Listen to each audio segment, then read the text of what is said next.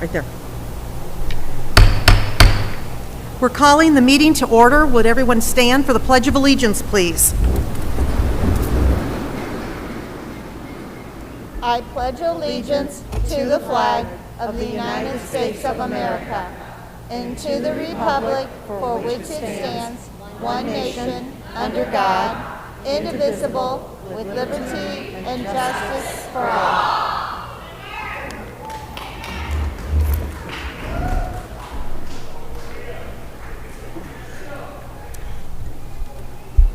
We'd like to thank everyone for coming tonight. I do want to remind you that this is a business meeting and everybody does need to participate accordingly. And when it's not your turn to speak, it would be very helpful if you would not speak. We're going to give the people that have signed up time to do that. And so we're going to start off first with introductions. We'll start with Cabinet down on the floor. Randy Gilman, Assistant Superintendent, Elementary. Kelly Brock, Assistant Superintendent, Human Resources. Tammy Cardona, Assistant Superintendent, Secondary. April Meckel, Board Member. Jim Shalhoub, Board Member.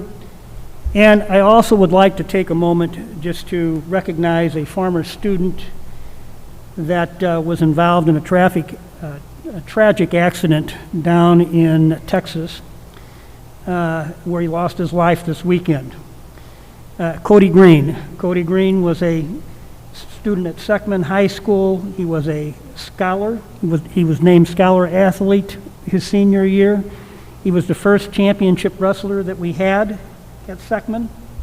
He also came back then after receiving a scholarship to Mizzou to wrestle at Mizzou. He came back to Seckman to teach and to coach. He coached at for the Seckman team and added to the absolute sterling legacy that the Seckman wrestling program has. And just on a couple of personal notes, I knew Cody very well. As a student, as a coach, and as a teacher, he was always a very intellectual, intelligent coach. His emotional intelligence was exceptional. His manner was exceptional in every way. And I can tell you that he certainly made our community a better place, not only as a student, but as a coach and a teacher. And we asked that your thoughts and prayers are with Cody and his family. His mother did teach in our district as a counselor for 30 years. And I know this has been a tragic thing for them, and they're dealing with it. So please keep Cody and his family in your thoughts and prayers. Thank you.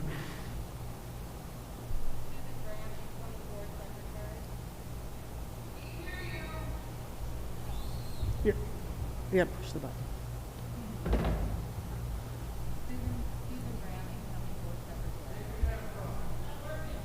That's okay. Thank you, Steve. Go on to Judy. He doesn't have a loud voice like I do. I'm Judy Turney, the outgoing Board Secretary. I think it's dead. I don't think they're good. Okay. Now can you hear us? Judy Turney, outgoing Board Secretary. That works. Vicki Hansen, Board Member. Michelle Chamberlain, Board Member. Crystal Hargis, VP. Paul Frigo, Superintendent. Judy Smith, Board President, and Mrs. Yant is zooming in tonight in her participation. We go to 2.3, approval of meeting minutes from August 17th, 2021. We need a motion. So move. Second, Chamberlain. All in favor? Yes. Yes. Yes. Anyone opposed? Okay. 2.4, approval of the agenda for September 7th, 2021. We need a motion. Motion. Second. Vicki was the second. All in favor? Yes. Yes. Anyone opposed? Okay. 3.1, we have patron comments. Mr. Gilman. I would like to remind everybody to please allow these people to speak. And then when it's your turn, if you're in line to speak, we'll listen to you. We're happy that you're here. We want you to have your voice heard, but we also want to be respectful of everyone in the room. So, Mr. Gilman, we'll go ahead and begin. All right, Shonda McDaniel is our first speaker. As Shonda makes her way to the podium, I'd like to remind our speakers this evening that items only from the posted agenda will be discussed. Maximum of 30 minutes at the beginning of each meeting will be allocated for public comments. A 3-minute time period will be allowed per speaker. A warning will be given after 2.5 minutes, and the Vice President of the Board will be the timekeeper.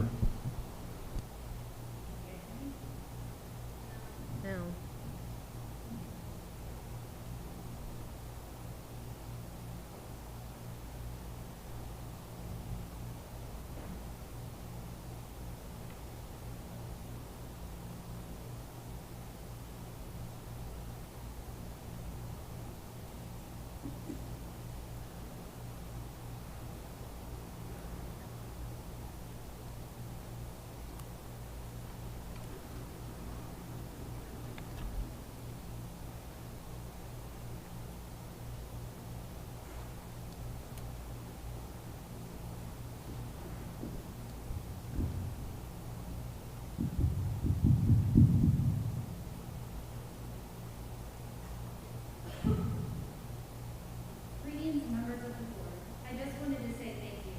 Thank you for embodying the qualities we as parents try to instill in our children. It is essential to show what being a good role model means, especially those in respected positions, such as you, our teachers, and our coaches. Thank you for teaching the children through example, teaching them that they should love their neighbor. Thank you for emphasizing that math and science are important. Thank you for showing them how to adapt to solve a problem. By creating a plan to wear masks, as long as we are in an orange or red status, we've embodied the qualities we hope our kids possess. We've also created a plan with built-in goals to keep kids in school in the safest way possible. We've also made a roadmap to eventually remove masks, as there is a plan to remove them when county numbers out of the orange and red status. You should feel confident in your decision, because we know what could have happened by looking at those districts near us, those neighboring districts like Jefferson or 7 and Crystal City. Unfortunately, started mask optional and changed to requiring masks in just a couple of weeks due to skyrocketing rates. The trend is clear. Those that required masks are better off than those that did not. More kids are staying in school, sports are being played, and more kids are healthy, all because of you. I urge you to stick to the plan and continue to use the county data as a guide. Using internal metrics is flawed because by their very nature, wearing masks will keep numbers lower than they would be otherwise. That is why we must look at county data, because all it takes is one breakout classroom and an unmasked school. You prevent those by wearing masks. Masks are not 100%. They are one part of a risk reduction, and it's not complete elimination. It's why we still need to reinforce to staff that masks need to be worn correctly. Additionally, a mesh mask does nothing. It is not a mask for purposes of school guidance. You can see the results. When comparing our district population to rates, we have some of the lowest percentage rates compared to our neighboring districts that did not require masks. We're the largest school district in Jefferson County, so we need to be the leaders. The Jefferson County Health Department isn't lying. They are reasonable, as evident in their recent guidance regarding quarantines. Speaking of, I think it's important to reiterate the updated guidance on quarantine is in conjunction with their previously stated guidance that schools should require masks. It's not an either or recommendation. I wish just as much as anyone else that we didn't have to take these. 30 seconds. Unfortunately, viruses and their experience don't care what I wish. The fact is, by keeping cases low and wearing masks, we as a community are doing what we can to get over this. Eventually, there will be a day where we can remove masks, and by continuing the path we have now, we can hopefully get there more quickly. Thank you for your time.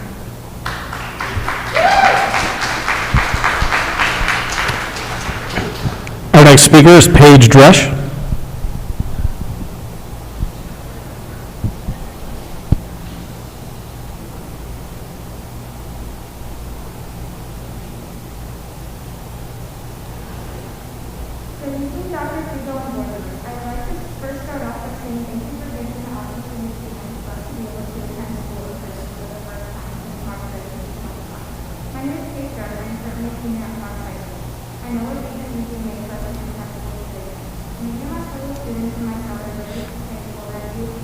Have the courage to do what was right and protect our lives. We all know this is an ongoing debate. I hope we can consider a few things that go into it. To start off, my brother and I were born Chinese. Neither of us were even 5 pounds. We then stayed in the NICU for the first 6 weeks of our life. After being in the NICU growing up, we were on and off babysitters for many and many years. Oftentimes growing up, we have struggled. When COVID-19 hit, we had to go virtual. We didn't want to. We knew it would be a struggle to make it through the year, but we knew that's what we had to do. I know for many students as well, virtual wasn't the solution for them. Switching back to a mask optional policy at this point is not only a huge risk for kids like me, but also we don't have the option to switch back virtually. Currently, there is not a virtual option that will result in a successful year for anyone. As we understand, it is just not policy, does not allow students to switch between in-person and virtual. Virtual school is not the answer. We all know students need to be in a classroom. Switching between virtual and in-person will be control on my mental health and others' mental health. The safest way at this point is to continue a mask mandate. The numbers are still bad. If you take a look at school masks with a mask mandate versus no mask mandate, the numbers are significantly different. As of September 7, 2021, there are 823 active cases of COVID-19 in just Jefferson County alone. Not even a full week has passed of everyone being back in school, and the numbers of COVID cases, according to the C-6 dashboard, had gone up from 0 to 22, and 7 of those were in just Fox High School. I know many of you don't think 22 and 7 are very big numbers compared to other schools, and our numbers are low because of the mask mandate. In the past week alone, 3 Jefferson County school districts have implemented mask mandates. Fox C-6 should continue to be a leader in the fight against COVID. COVID-19 spreads fast without a mask, especially if the kid is asymptomatic and doesn't even know they have COVID. Just imagine if one of those 22 kids was your kid. Your kid suffers from being high risk, and now they're being hospitalized. Imagine watching your child lose their routine. That's what my mom and dad had to do 17 years ago. 30 seconds. I'm asking you, please do not reverse the mask mandate tonight. As long as Jefferson County is in red and orange status, a mask mandate is the safest option for all. My brother and I want to walk across the stage in the spring and go on to be successful adults. Again, thank you for taking the time to listen to the students who each of you have been elected to protect and help grow.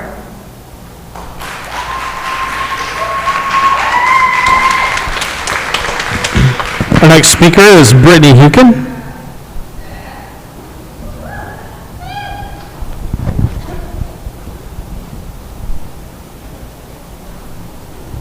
Hello, I'm Brittany Hukin. I have a child in attendance at Seckman Elementary and another at Seckman High.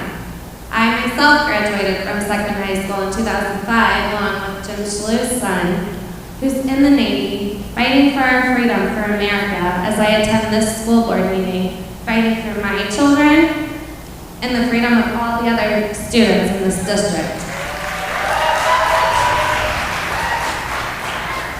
I'm not here to feed you some sob story or to present you with my young child to gain your emotional support.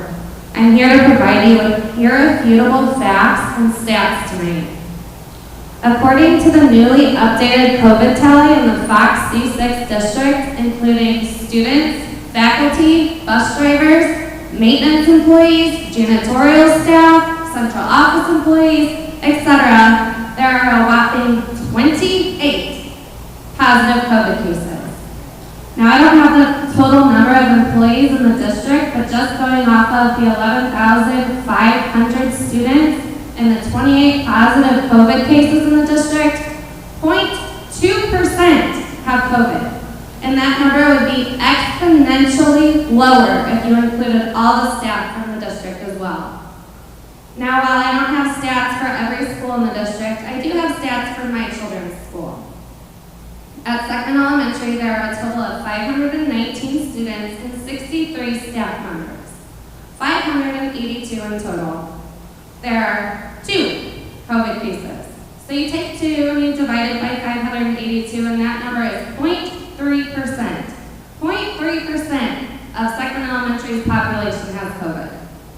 At Seckman High School, there's a total of 1,854 students and 177 staff members, 2,031 in total.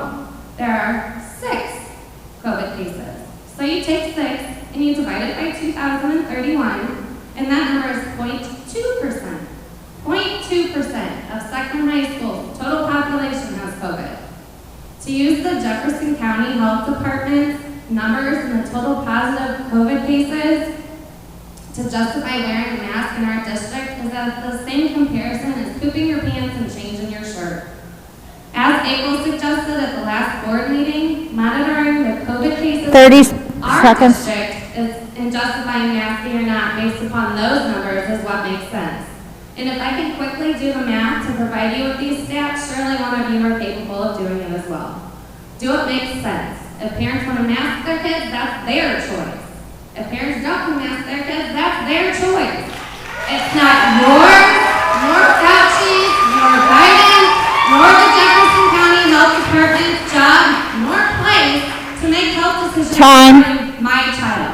It's mine, as it is every single person in here's job to make a choice for their child.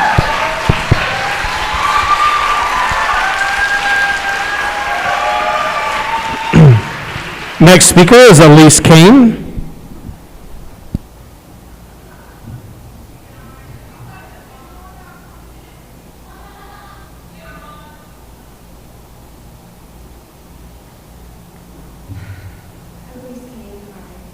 I'm going to read what I wrote because I get emotional about this whole thing. And with all the numbers that everyone's giving, I wanted just to make a very simple point that this is supposed to still be America. We're not communist China yet. We're supposed to have freedoms. So with that in mind, this is what I have to say. So masks need to be a parent's choice, especially with us just dealing with the kids here. This is not about me and you as adults. These are our kids, my child. Not anyone else's choice, the parents. If the masks are effective, which a lot of people think that they are, then if you're wearing one, you should feel safe, fine, wearing yours. You're safe, you have your mask on. But allow us to not wear ours. I could argue the fact that, I'm so bad at this, I'm sorry. Okay, so they should feel fine wearing theirs while allowing anyone else who doesn't want to wear one our individual right to bodily autonomy. I could argue the fact that the virus is small enough to pass through these masks that we're all wearing, that the kids' risk level is so minute that it's ridiculous to subject them to these types of measures, and that anyone who thinks that masks work should at the very least look at the last year and see that they haven't been effective. I'll just stick to this very simple point though. It's our choice. It's our body. We made these children. They belong to us, not to you. So what is put on them or in them, because this is eventually going to get to a vaccine point. We're starting with masks. The next step is going to be vaccines. So what goes on them or in them, that's our choice. That's the parent's choice. Anyone who argues that me being unmasked puts them at risk clearly doesn't actually believe in the masks protecting them, which I said earlier. So back up our kids and our civil liberties. This is an individual choice. The health departments, the schools, and any and all government entities need to keep your hands to yourself and remember that this country is based on freedom and limited government. You're overstepping your reach.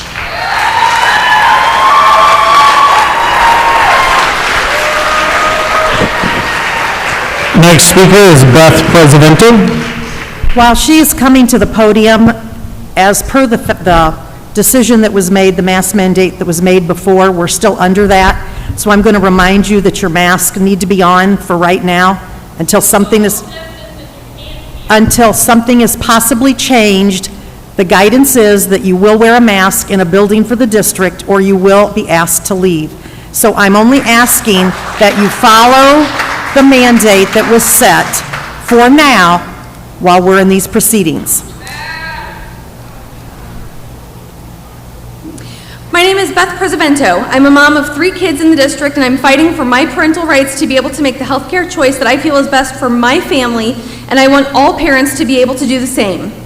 It's clear that Fox has taken a sledgehammer to something that requires a scalpel.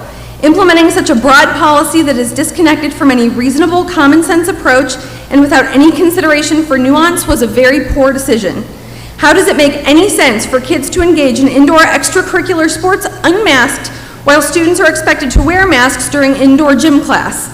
Why base decisions on the whole of the county being in red or orange status when those cases may have nothing to do with our school campus community? We are the only Jeffco district with such a rigid policy.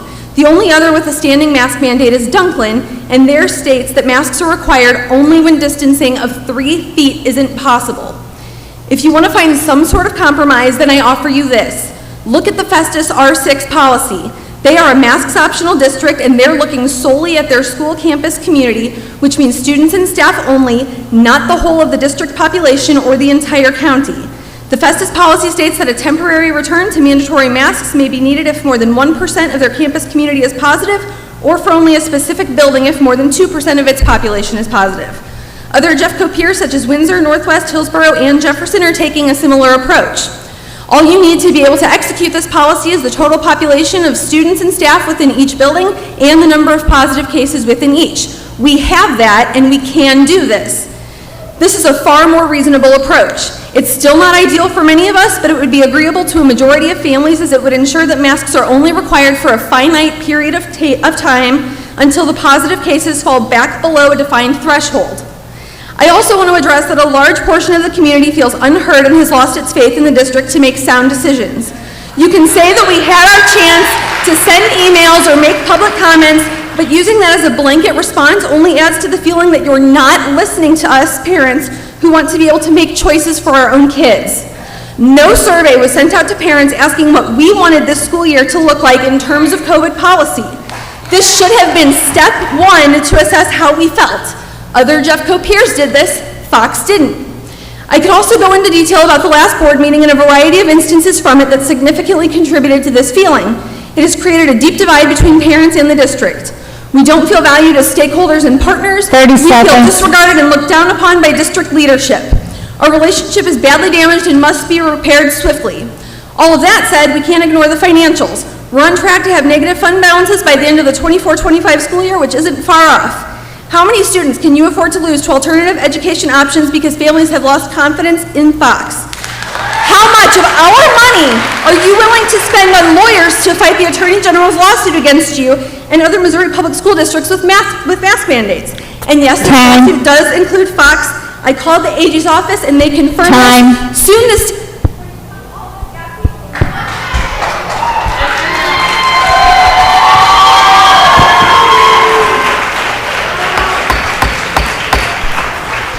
Please step away from the podium. Thank you. Our next speaker is Peggy Plyman.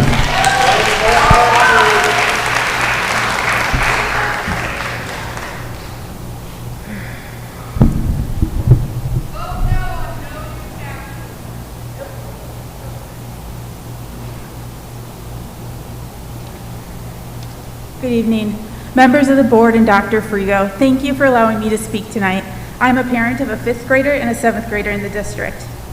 I know tonight you will be discussing the future of the mask mandate, and I want to say thank you for starting the year with the mandate. My children have been able to attend class safely in person because of this. My middle schooler, who spoke at the last school board meeting, is thriving back in the classroom. Last year, while attending virtual school, her mental health was affected greatly. Now, back in the classroom, she's been meeting new friends. This past week, when they announced clubs that will be available this year, let's just say she's trying to make up for lost time, wanting to join as many different clubs as possible. All of this would be impossible if she got COVID. All of this would be impossible if she was quarantined. I thank you so much for imposing the mask mandate that has allowed her to have a normal school year. She so desperately needed it. My 5th grader, who's too young to be vaccinated, travels from Fox Elementary to Fox Middle every day for advanced math. This is only possible with a mask mandate in place. We would not feel comfortable sending him to an extra building without this rule in place, as it would open him up to even more exposure. This week, he will start REACH, a program taking him yet to another building within the district once a week. Without a mask mandate, he would be exposed to so many different students and staff that we would be constantly worried about him getting sick or quarantined. We would most likely have chosen to have him attend school virtually. As you are aware, Jefferson County continues to be well into the red zone when it comes to numbers of cases of COVID in the area. At the meeting last month, the board agreed that as long as the county was in the red or orange zone, he would enforce the mask mandate. The Jefferson County Health Department just reported last week that youth cases were up 2 times higher than this time last year. The numbers don't lie. Masks work. Fort Zumwalt School District has 17,500 students and a mask optional policy. They currently have 115 students with COVID, and another 430 are in quarantine. In Rockwood, a district with 21,000 students and a mask mandate in place, 32 students have COVID and 126 are in quarantine. Masks are working. Even with thousands of fewer students, Fort Zumwalt has nearly 4 times as many cases and quarantines. This is here in our area, not far off distant places. If Fox were to switch to mask optional, there's no reason to believe we wouldn't follow the same path as other mask optional districts. I believe you will make the right decision. Masks work. 30 Remember seconds. the kids, the ones who can't be vaccinated, the ones who could bring COVID home to a sick family member, the ones who would suffer from virtual learning. Thank you.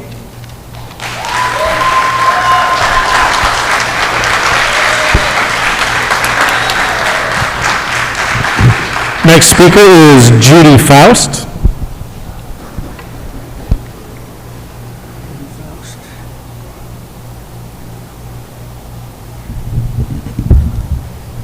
Hello, my name is Judy Faust, and I'm a student at Seckman Middle School.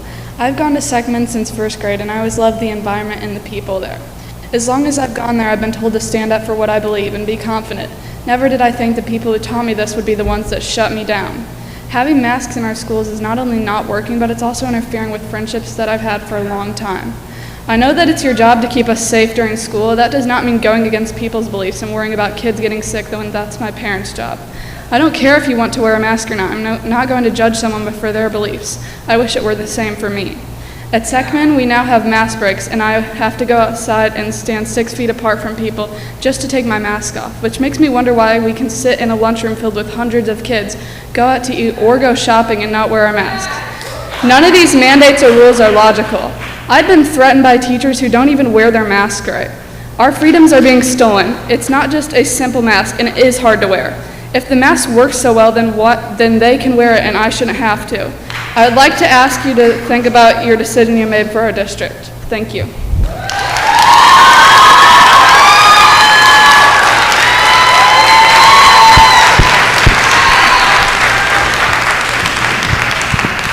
Christian Reese.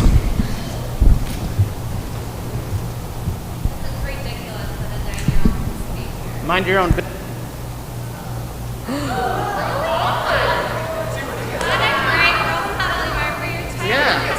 You're a great one as well. For your information, he wanted to do this on his own. Sir, Okay, go ahead and let so your child just speak, and everyone else needs to be respectful. They signed up just like other people did, so you need to be respectful of them. Hi, my name is Christian, and I am a 4th grader at Londale Elementary. I'm here to ask that we keep wearing a mask at school. I want to stay in school and in person. I do not want to be quarantined because my classmates may think they should not be around me even afterwards. Last year, I learned virtually for the first semester, and I had a great teacher. He moved in-person teaching for the second half, and I decided to return so I could keep my teacher. It was because of masks that I felt safe coming back. I do not mind wearing a mask. I know that I am protecting myself, friends, teachers, and community. Please keep the mandate for masks in all Fox schools. Thank you.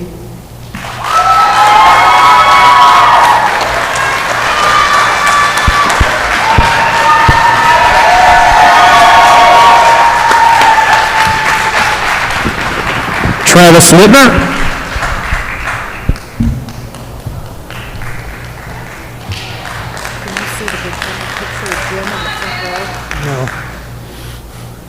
Oh, there it is, okay.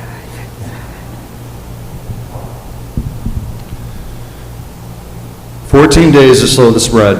That sounded so promising. Now the same experts are telling us there is no end in sight, unless whereabouts of 95% of the eligible population gets the vaccine.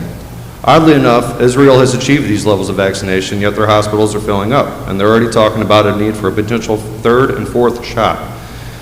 Well, that's the Delta variant, right? Well, the Delta variant's been with us for over a year, and in that same year, we were also told that the vaccinations guarded against the Delta variant. How many mental hula hoops and gymnastics are we going to jump through before we get off this roller coaster and plant our feet back on the ground? To the upper deck, I understand the fear. For the most part, we were all there in the beginning. Wearing masks in stores before it was ever mandated, not even thought of as a protective measure at the time by the experts. Distancing from our own families because my work never stopped. I was the only one going and coming from my house, and so I basically secluded myself in my basement and on the back patio for fear of infecting the rest of my family. We even avoided hugging and kissing for a while there. It was the innocent brilliance of my 5-year-old daughter that began to help break the spell. One evening, saying goodnight to each other from a distance, she had had enough, and she said, "Daddy, I'm not worried about stupid COVID anymore," and ran up and embraced me in a hug.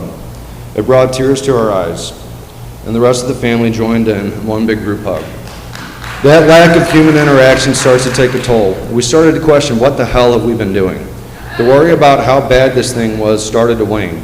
The cure must not be worse than the disease. The resolve was galvanized as I watched the information coming out become more and more politicized.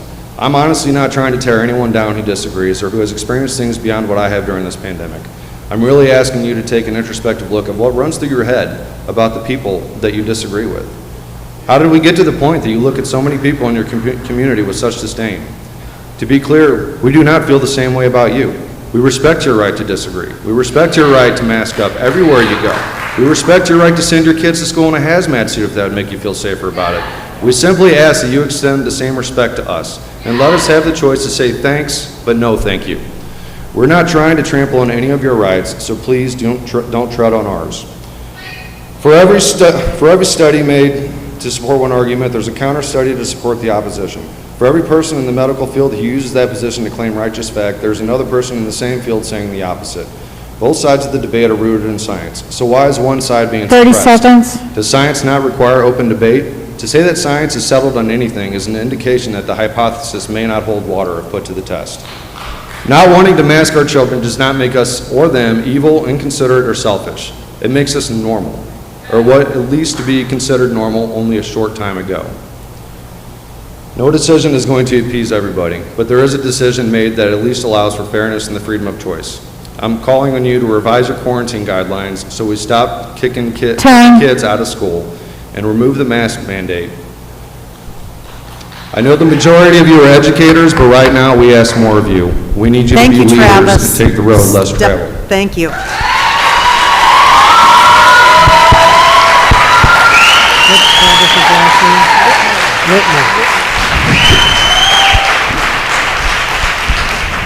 Next speaker is Caitlin Busey.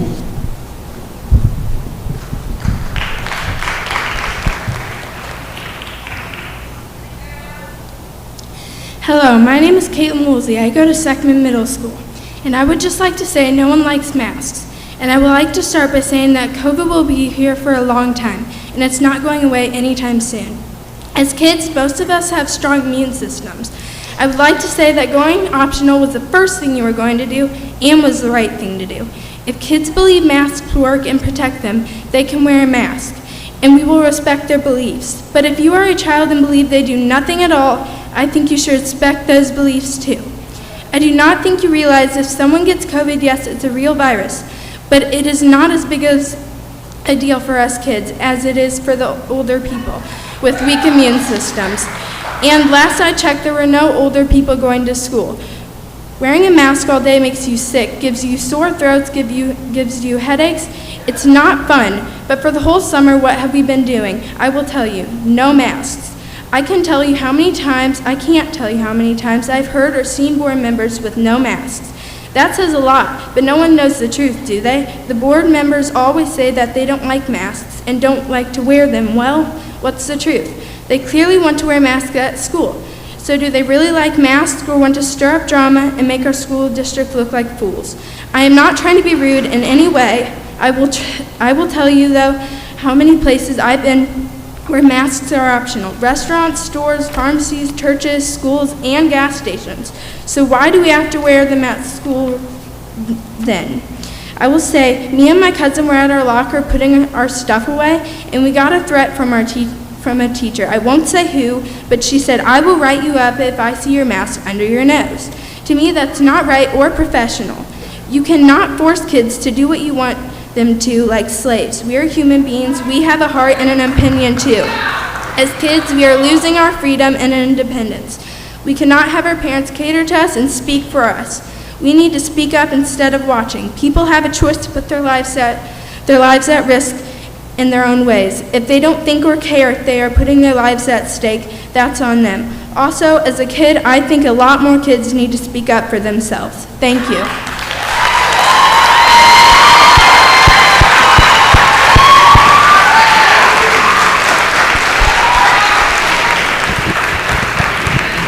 Next speaker is Amanda Faust.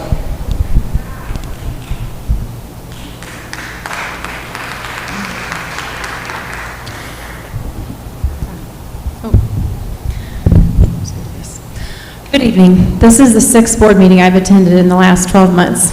I have shown up each time believing that the public opinion and concerns matter to this particular school board. I have since concluded the school group here, this collective group here, does not care so much for what the majority of the people they serve want or are concerned about as much as they feel responsible for protecting our children and their staff. The problem with this is that the people you are trying to protect and care for with these arbitrary means of safety do not want your care or protection. Your staff, nor your students, nor your parents of all these students expect you to keep the school spaces squeaky clean or prevent every child from catching or spreading a virus that has proven to outwit all of our best efforts of separating, masking, vaccine, taking one day off to clean. As you know, many still caught cold. Because I do not feel like it would matter to make a case about proving how wearing masks not only do not help slow the spread, but also have proven to have a plethora of adverse side effects over prolonged wearing, especially in groups, especially amid young children who need to see our faces and see each other's faces. I won't make the case for it. Surely everyone tuned in right now has listened to and read their share of evidence by multiple accredited sources supporting the ineffectiveness of masking to slow and prevent spreading this virus. I will take a minute of my 3 to remind and declare that parents have the first and the last say for their child's health. I recently listened to a mother explain to a school board similar to this how a mask equates to a medical device. And the school does not hold the rights to force such on anyone, staff or student most especially. We are asked as parents for consent to give Tylenol or Tums in the event our child becomes unwell in school care. We have never given consent to having our children wear masks all day, every day while in your care. It is not your responsibility to see that no germs get crossed between staff and or students. Let me repeat that. It is not your responsibility to protect and save our children from every germ or even every difficult thing they may encounter while on school grounds. There is pretty much an open understanding that parents trust y'all will do the very basics in seeing to our kids' safety while they're with you, from bandaging a skinned knee to calling us when one of them gets an upset stomach and needs to go home and rest. I hear my 30-second call.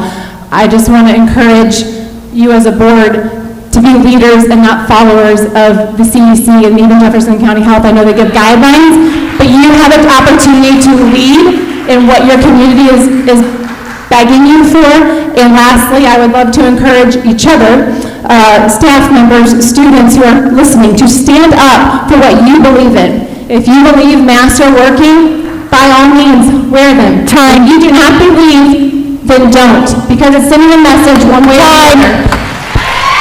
Thank you. Judy, we have time for one more. One more. Next speaker is Brooks McCarthy.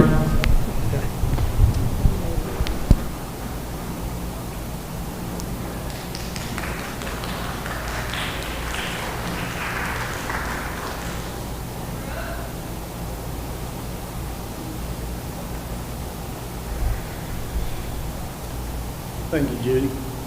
Now, I won't want to talk to them, I want to talk to you guys.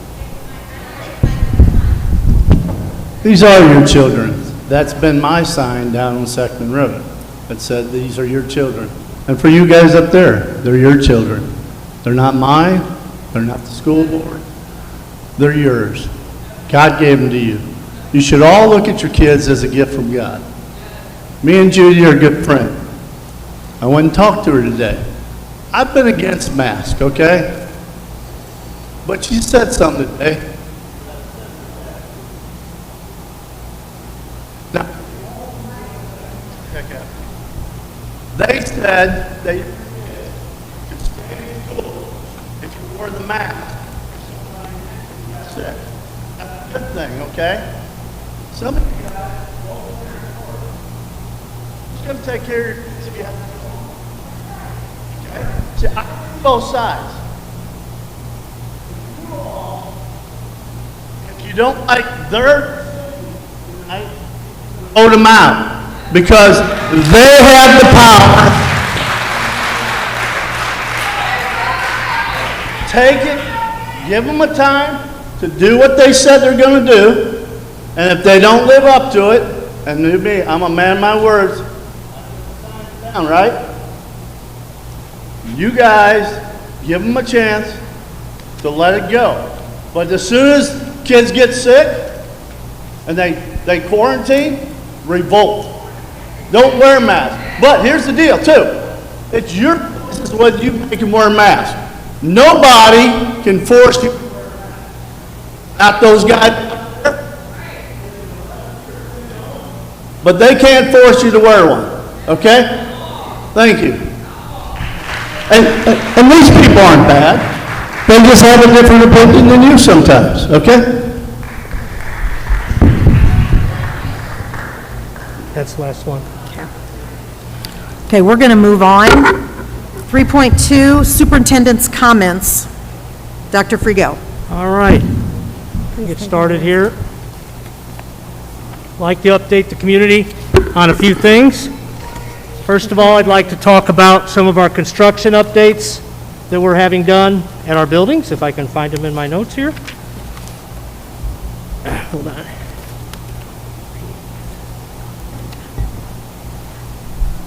Where are they? Too many notes.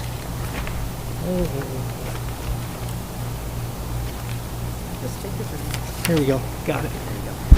All right, so at Fox Elementary, we had some nice renovations there over the summer. The substantial completion of that project was August 13th, and when I went and visited those classrooms, it's a really nice space for our students to learn in and our teachers to work in, and very excited about the renovations that have occurred there. We're through walking through. The punch list is being worked on, and we expect everything to be operational and working great very soon. As far as Seckman High goes, substantial completion of that project was August 13th. We've had Ittner folks, our architects and the district reps walk through, complete the punch list, and we're working on several things. Many of you aware who have students go there, we've had some issues with some of the heat pumps that were delivered. They're brand new heat pumps, but there were some issues. 3 of them were delivered with incorrect duct configurations. They're working, but we have to adjust how the ducts are configured, and that is going to be done over the next couple weekends to get that fixed for those units. Also, we were given 2 brand new units that had bad fan motors, and that was an issue in a couple classrooms. We're using spot coolers in those classrooms, awaiting delivery on the motors on those brand new units. And as many of you are aware that if you have to wait on equipment or deliveries of parts, that's been quite the task to get things delivered, and so we're still waiting for that to be done. As far as Antonia Elementary, again, a lot of great renovations inside that building. Substantial completion of that project was August 16th. The mechanical punch list has been done, and the subs are currently working on addressing the punch list items. We have 2 rooftop units at Antonia Elementary we're waiting on.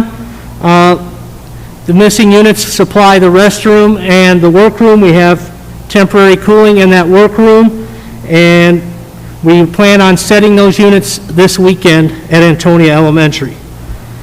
Then we have some major additions to Antonia Elementary and Merrimack Elementary that are coming up.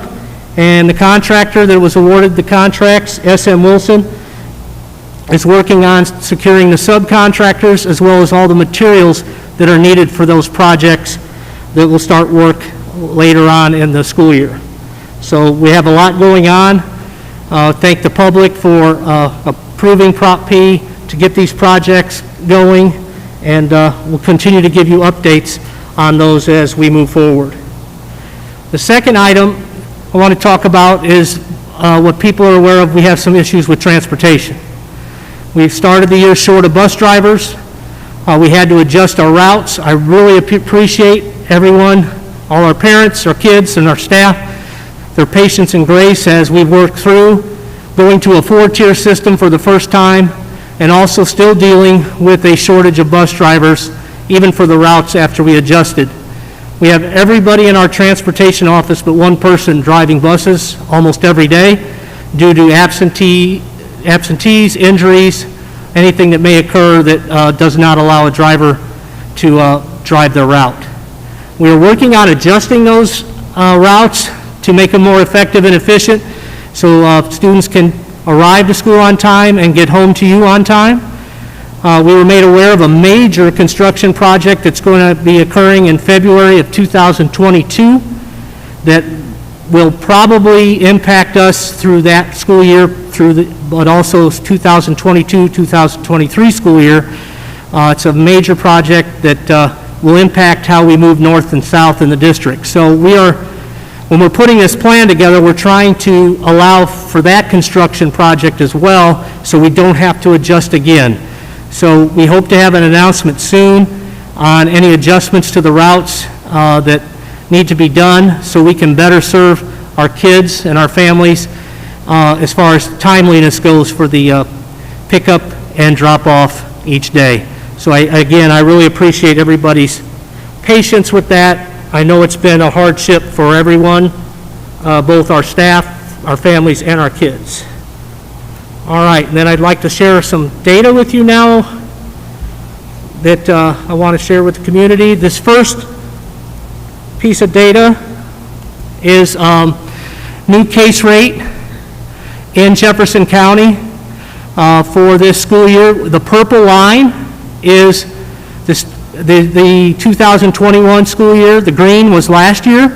And as you can see, the positivity rate for the 7-day rate is higher now than it was when we were in session last year. So those numbers continue to be problematic. Next slide, please.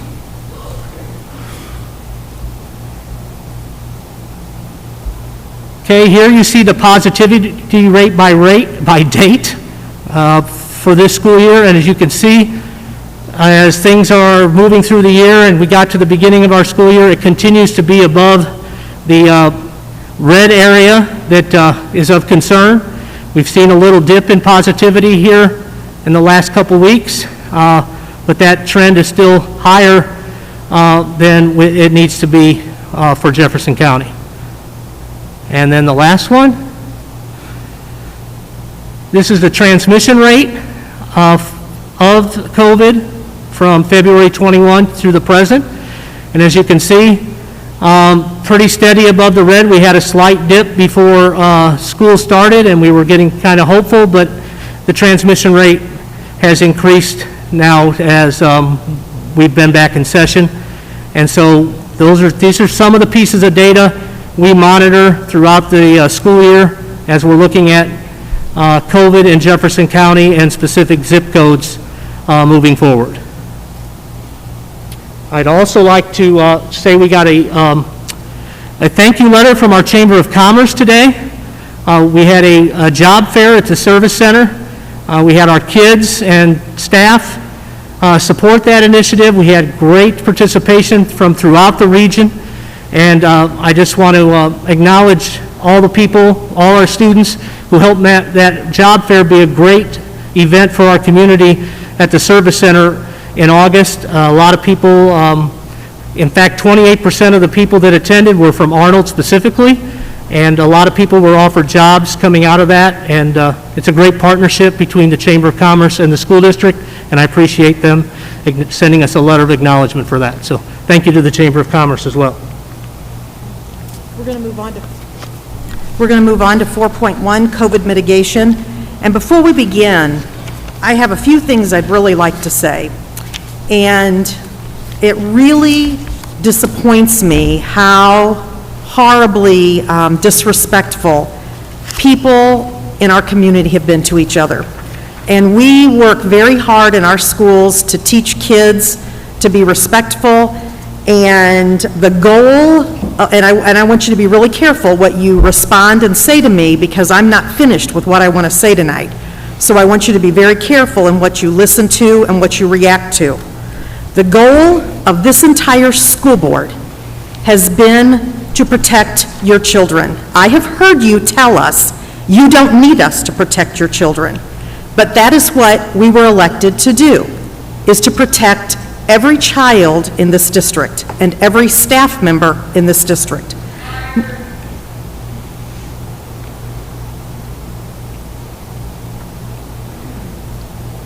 There is not one person sitting up here that doesn't care for every child in this district. I'm going to ask those people that keep doing that to be removed from the room, because I ask you to please listen through this entire plan, and if you don't like what we say, you're more than welcome to get up and leave. But I have several things I'd like to say, and actually, I've almost changed my mind a couple of times because of how rude some people have been. So I'm going to ask you one more time to stay quiet while we discuss this and finish this. Everybody up here cares. There is no one on this platform that has an agenda. There is no one on this platform that has a political agenda. The only thing every single person up here wants is to protect every child. Now, I realize that some of you don't want them protecting your child, but they're protecting the other children that want to be protected.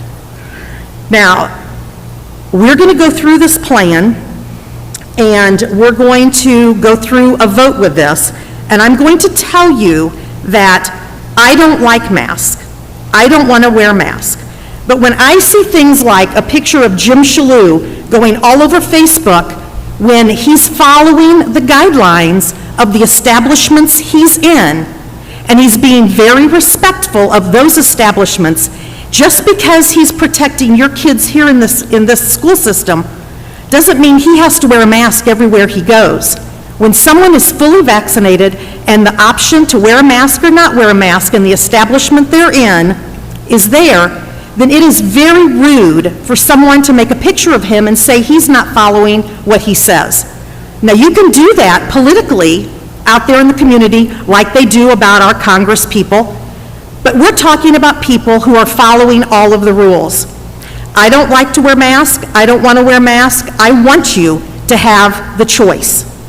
But every person up here, their goal has been to keep your child in school.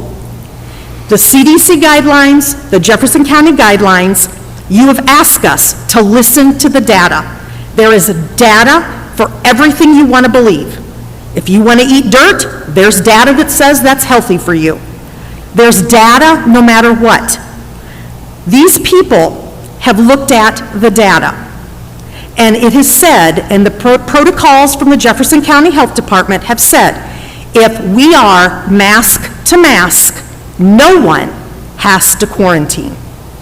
That has been the goal of this entire school board, Dr. Frigo and all of his cabinet, to keep your child in school. Now, you can say that's your choice, but I know what happened last year. As soon as we brought everybody back 5 days, the quarantining started, we started getting emails about parents saying, hey, we've got to work. We can't take care of our kids. So I know how we want this and we want that goes. But we have done everything we can to keep your children in school and in-person learning. Now, you may think that a mask causes mental health, But what causes mental health the most is isolation. And for your child to be in school with their friends, with their teachers, and not at home in isolation was the goal of this school board. There is not one person up here that doesn't have true motives behind everything they do. And I have been so disappointed in the things I have seen on Facebook attacking any of us for whatever. Nobody up here is trying to punish you in any way. Now, I'm not for sure what you want to say, Dr. Forgo, or if we just need to move forward with, Well, we just need to consider the COVID mitigation plan that is currently in place, and are we going to make any adjustments to that plan moving forward? I want you to know that every email you have sent, every website you have sent, every data poster you have sent, I have read every single one. And I have received the same data over and over and over again. It has all been taken into consideration. Everybody up here has read those emails. Please don't think that they don't care and that they're not listening. Everybody up here is doing what they feel is the best. And so, as board president, I have really allowed everyone else to make motions, and I have just facilitated, but tonight I am going to make a motion. We don't all agree, but I'm not going to go home and scream and yell about the people that don't agree with me, because this is a board and we go by majority rules. And so I'm going to make this motion, and I'm going to ask everybody to be quiet, or I will ask you to be removed, because we do need to discuss this. So I'm going to make a motion, and I am going to move that the Board of Education revises the current COVID mitigation measures to include the modified quarantine guidelines as published by Jefferson County Health Department, and to include optional masking at the district high schools only. Those students can be vaccinated. You have a choice to be vaccinated or not be vaccinated. And so therefore, I'm going to make that motion to do that. Judy, can you add with a positivity rate less than 2%? Okay, I will do that. I will do that with a positivity rate of 2%, and then we go back. But I want to tell you, we had a friend stand up here and quote the statistics from 2 or 3 schools, and 2% was some of those statistics.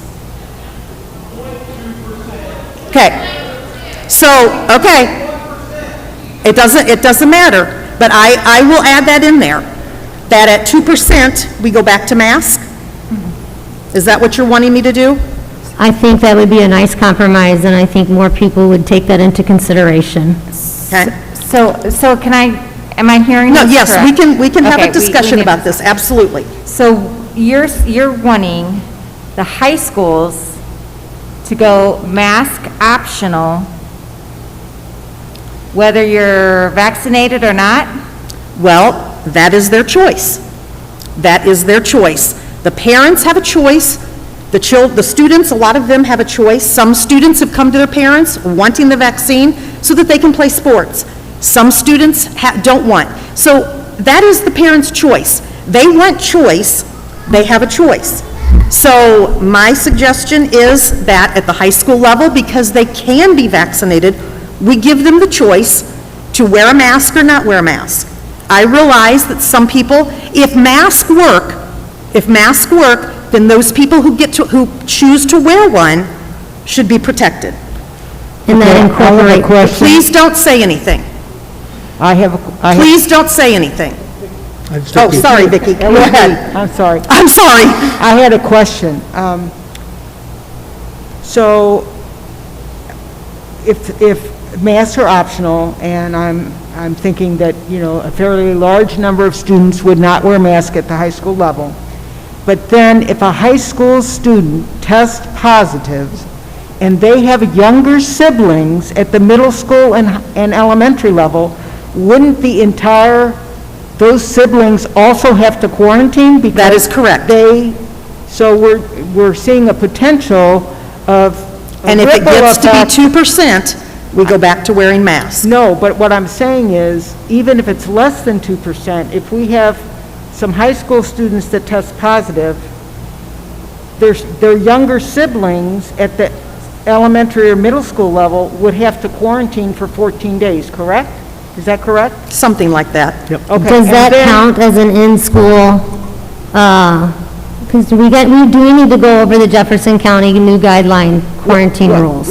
I just want that clarification, because if they're in their family, we know that they've been exposed because people don't wear masks at home. So my understanding is, then the other piece to that is, if we allow students to go without mask at the high school level, then for any indoor event, no one would need to wear a mask. Is that correct? Visitors from other cities? At the high school level. Athletic events? At the high school level. So we're potentially expanding the exposure, correct? Did you see the pictures of Friday night's football game?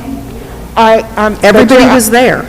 But that's outside. Yep. Indoor events, it would be no requirement, is that correct? At the high school level. Well, that's a little bit concerning. Okay, one of the things that possibility is not a bad idea. First of all, I'd like to say, it looks like what we're doing right now is working. And our objective was to get our kids back to school full-time, keep them there, and do it as safely as we possibly could. And I think so far we have attained that objective much better than a lot of districts our size. Now, if we are going to make masks optional at the high school level, we need to give our parents an opportunity to get their kids vaccinated before we... Now, please be quiet, please. Before we would implement that particular policy. They need that, I guess one of the things that occurs to me, I know the Seckman program is having a lot of success with their football program. Fox has a good, strong program too. And the truth is, the last thing you want to do is be going through a season and have to quarantine half of your players. What's happening right now is working, and I hate to unplug something that's working. And I got to say one thing. We talk about, well, it's such a small percentage. Well, I can tell you, if it's your kid that's in the hospital, trying to take his 23,000 breaths a day, and he's struggling with it, it's a lot different. And the truth is, I guess I'm here to represent that kid that may end up coming up too. And if you've ever had a kid that's had asthma and you watch them suffer breathing, it's a pretty scary thing. And so, to me, if it's working now, if we want to look to the future, but we need to give every parent an opportunity to get their kids vaccinated first, which is probably a 6-week period for sure. They've had that opportunity. They haven't had it, they've had it, but at this point, they assumed that there was going to be a mass mandate that was being done throughout the school district, and they perhaps thought, rather than getting the vaccination, I would rather take my chance with using the mask as the only thing that we have to protect our kids. And so they need an opportunity to get that done, and that's about a 5-week opportunity. What's that? They can choose to wear a mask also that should protect them. And the other thing, I guess this is the thing that's been hard for me to understand. When you wear a mask, you're not wearing it for you. Yes, you are. You're wearing it for the other person. only since last year. The same reason why the surgeons wear a mask when you go in there. They don't want their germs going onto you while they're operating on you. Okay, let's address your high school football issue. According to Misha, not according to us, not according to the CDC, according to Misha, they have to be masked to avoid quarantine. And with the new Jefferson County guidelines, yes, you can quarantine in school with a mask on, but you may not participate in your athletics if you have to do that. So therefore, that is a huge incentive for kids who are not vaccinated to wear their masks so they can play their sports. I mean, that is their choice. Let me talk about that. One other point I want to make, since I haven't been able to make all the points I've always wanted to make. Number one, when your kids walk through the schoolhouse door, they're required to have numerous vaccines. They're required to have a polio vaccine. Please. You name it, you can go online, you can look at the whole list of requirements and mandates that they have to protect one another. Now, I can tell you that's worked. We haven't had a polio outbreak, we haven't had a measles outbreak, we haven't had an outbreak in a long time because our kids go to school vaccinated. Now, relative to the mandate, folks, that ship sailed decades ago. Every time you enroll your kids in school, that you are under that mandate. So I just have a difficult time, and a lot of you, my friends, I have a difficult understanding why now, when we're in the middle of a worldwide pandemic, that we would decide that we don't want to protect our kids to the extent that we can. It's just been hard for me to understand. Well, there are other charts that we didn't see off the Jefferson County website. And the current cases are like 1 here, 5 here. So, giving people a choice is, I just feel like it's minuscule compared to just forcing everybody to do this. April, I'd like for you to just reiterate your 2%. Is that district-wide? School-wide. Building-wide, for each high school. For each high school, 2%. If it goes over 2%, 2% or over. And that 2% is what? Can I ask a question? Yeah, just a minute. What is that 2%? What are we talking about there? 2% is what? I think I have it at home, 38. No, I mean, what 2% what? People that are infected? Positive cases. Okay, so at 2%, we're saying we're comfortable with 38% of our kids rolling the dice and getting them infected, correct? So is that the number? As long as it's not your kid. Okay. Dr. Cardona, is that the number? Is that 2%? Is that 38 from the high school?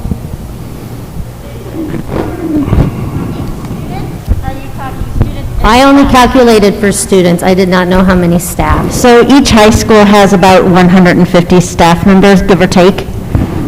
So if you round it, 18, 20 per high school and 150 staff, whatever 2% of that would be. I don't have my calculator. So that's 40, right? About 40. So it's 40. So April, you're okay with 40 students, or let's say 38 students being isolated from their peers at home, not learning, because you don't want to wear masks. Most of this is not occurring at school. It is not. Okay, but guess what? It's not transmitting maybe at school, but it's transmitting at home, and then they're bringing it to school, and that's where it's happening.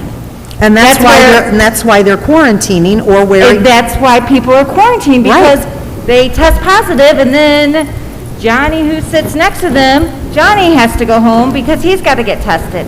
Guys, listen. Not if Johnny had a mask on. Your kids. Shh. Please. This is our discussion.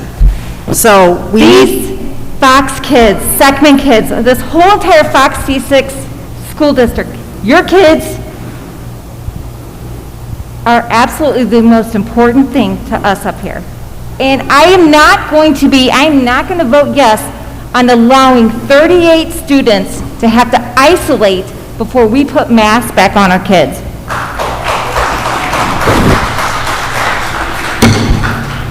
I agree with Michelle. And the possibility that those 38 children are going to infect people at their home, their families at their home. And then we have to contend with that happening then at the elementary. It's a domino effect. We are It's not paralyzed, we don't live in a bubble, it's going to spread, and then we're going to have to deal with it at the elementary and the middle school level. It's not going to just stop at the high school. We have paralysis of analysis. We have a lot of high school students that have siblings. So, we were looking... We're going to ask you to leave if you keep talking. Gentlemen at the back of the room, if people are talking, they need to leave. If they don't stop. So, our number one priority, we said at the last meeting, is safety and keeping our kids in school. And I don't care if it's even 5 students. Those students have to go home and isolate and possibly be very, very ill and end up in the hospital. And that, to me, is not worth it. Okay.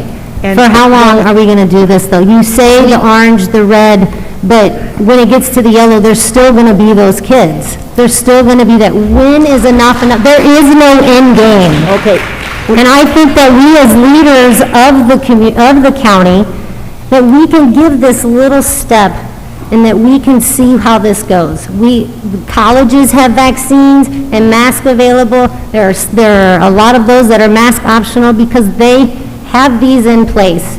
And I think that we can do the same thing for the high school. April, we did little steps this summer at summer school when the transmission rate was very, very low. We But did that little was steps, for and the then other look ones. what happened. In July and August, our numbers started going up again. In the county, not in our school. So in the county. But the county people are part of the community. They're the school community. We are one whole community. Like I said, we're not a bubble. What they do outside of school comes to school. That's exactly right. Okay. So... There's one other thing that I think, And health I have- issue is one thing, but also, last year, we had a bigger option for virtual. Last year, people wore masks all the time, and we were so glad when we got back to full-time. We're at full-time now, so it's hard to understand. We're full-time, and if parents or everyone's sending their students to school, the virtual opportunities are very limited.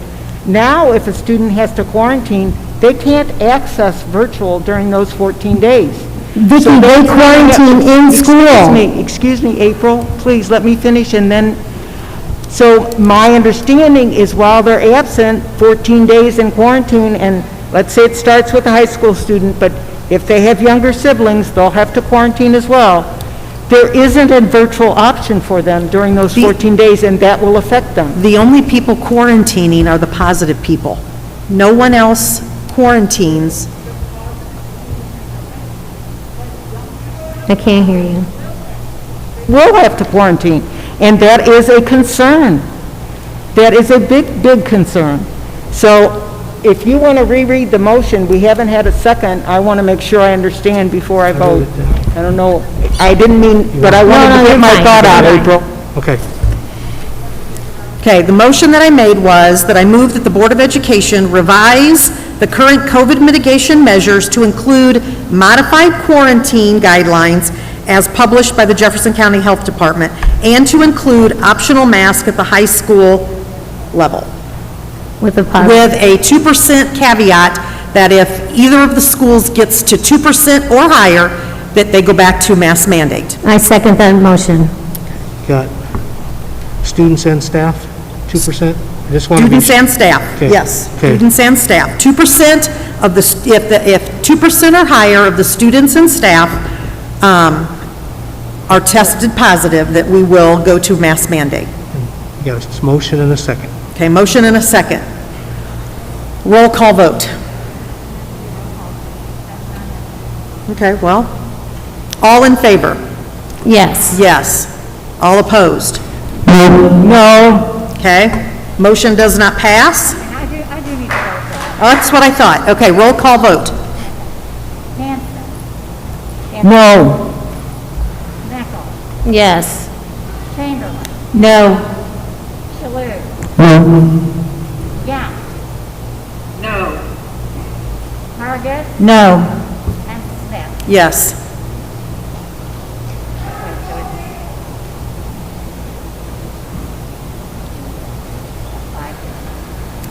Five no. Okay, the motion does not pass. And would someone like to make another motion? I will. I move that we reapprove and continue the current COVID mitigation plan that we amended at the last board meeting, which includes a mask requirement for all individuals inside of a district building or attending an inside event when Jefferson County is in the red or orange indicator status, and as identified by the Jefferson County Health Department to be implemented by district administration. Do we have a second? Second.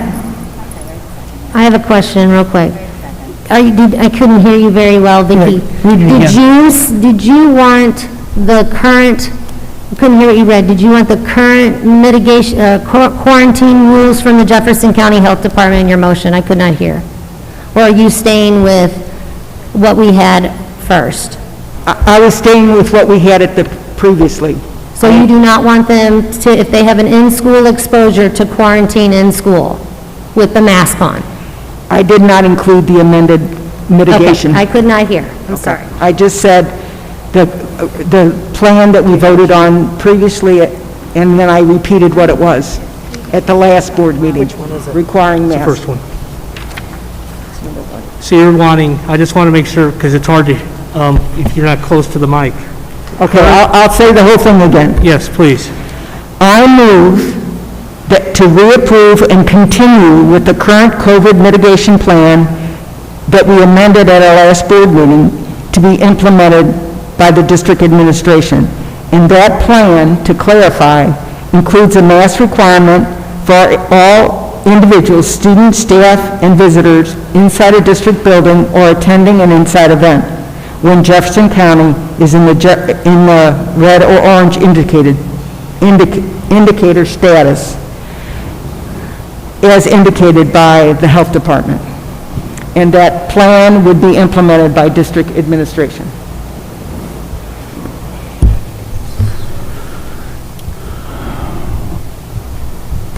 Okay, just a comment. So where we're at now is basically everything in our school district is normal.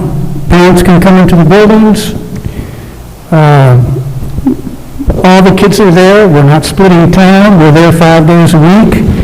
At outside events, pretty much if you walked into our outside events, no one would know that there's anything going on, I would assume, correct?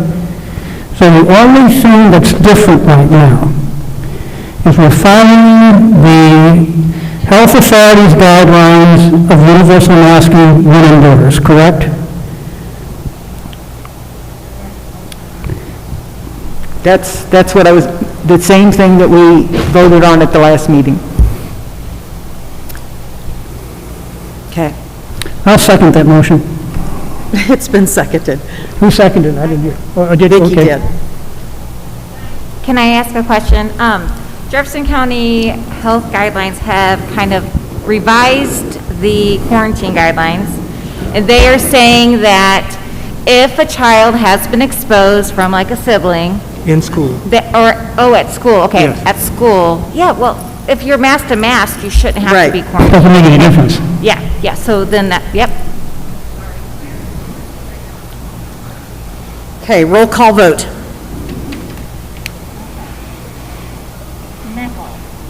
No. Chamberlain. Yes. Shalhoub. Yes. Young. Yes. Hargis. Yes. Hanson. Yes. And Smith. No.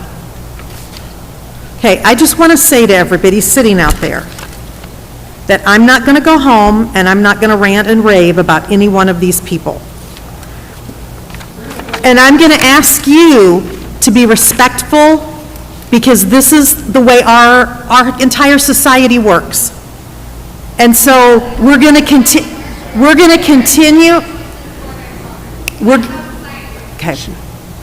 She needs to leave. we're going to Okay.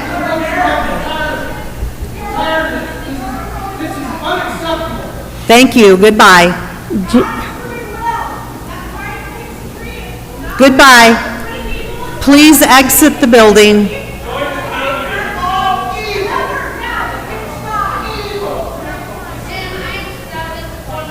Hey, Judy.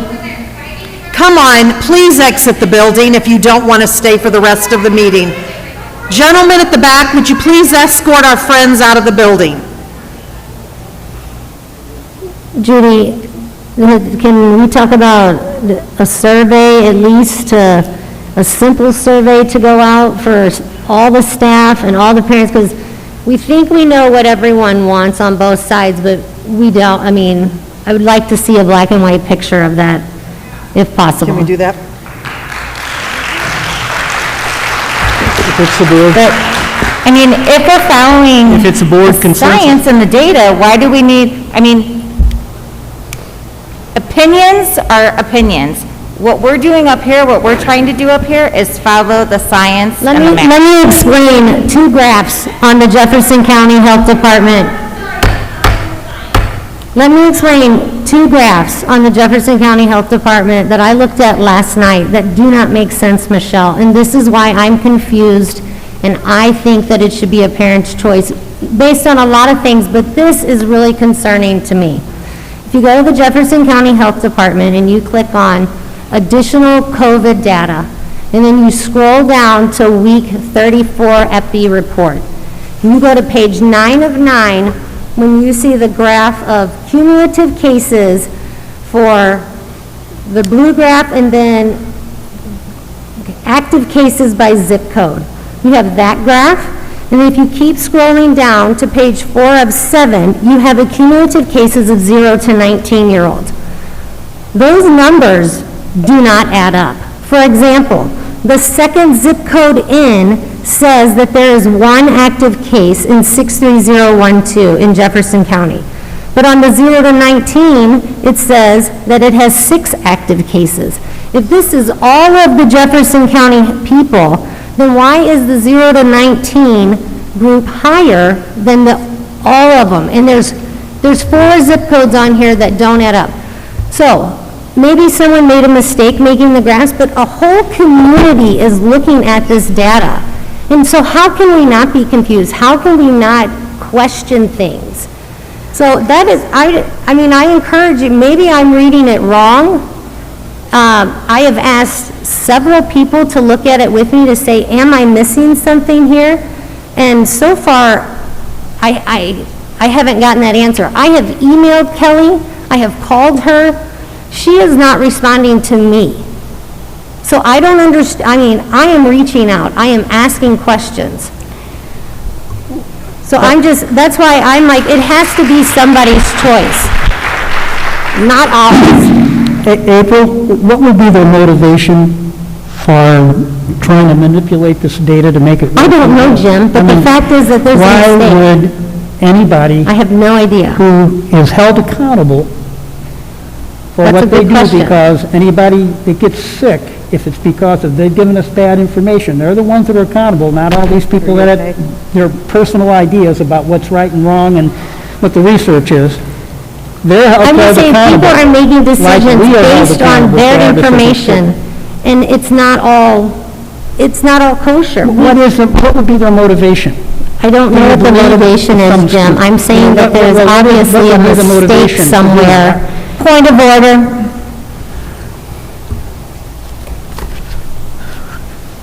Okay, would anybody else like to say anything else before we move on? Okay, we're going to... I have a question from the administration. Is the board desire a survey or not? I'm not clear. I'm just going to say that we had several surveys last year, over and over again, and I'm not for sure, you know, I don't know. Dr. Frigo, how do you feel? Would it be beneficial, or would it just stir up more problems, or... If the survey is just to get a sense of where people stand, yes, but if it impacts anything else besides that, it could be problematic. If you say survey results will determine our next move. That could be problematic either way. My thought is if we're going to be revisiting this on a I'm sorry, Vicki, start again. My thought is if we're going to be revisiting this on a regular basis every 30 days, I don't see that there's a need for a survey because we're going to be re-looking at the data and seeing where we are and seeing if we need to change anything, pretty much on a monthly basis. So basically, it wouldn't matter as long as we were in the red or orange, because we're going by the guidelines. If we put it to a vote, we've turned this into a political decision. Our decision should be based on one thing, and that is the health and safety of our kids. Even if it's only 2 kids that we're protecting, our decision should be based on the health and safety of those 2 kids, not on what the majority wants. Well, Jim, you have to mask for everything then, if you're basing it on 2 kids. You'll have to mask for the flu, RSV, and then where do you stop?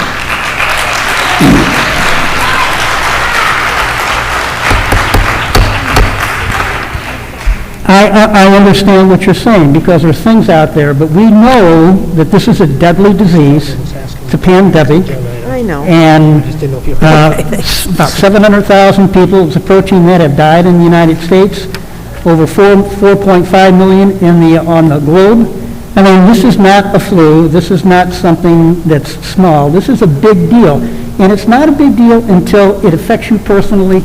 And trust me, the people that I know that it has affected personally, it's a major deal. Because in some cases, they don't have family members with them anymore. Now, we have an obligation to protect our kids. And I've been in this business for 50 years, and I can tell you that has always been my prime goal, and it will never change in that regard. Okay. And I'm not popular because of that. I don't really care. Okay, we're going to move forward, and we're going on to item 4.2, District Professional Development Plan for 2021-2022. Dr. Cardona and Dr. Gilman. Oh, please stay and use all your passion and energy and put it into all parts of our school district and not just mask or no mask, please. I beg of you to show this much passion and energy and stay involved in everything. You guys could move mountains for our school district. Point of order. So I would like to introduce Robin Green, who is our Director of Professional Development for the district, along with Ms. Kelly Durodi, who is one of our 8th grade language arts teachers at Ridgewood Middle School, to present our professional development plan. Thank you.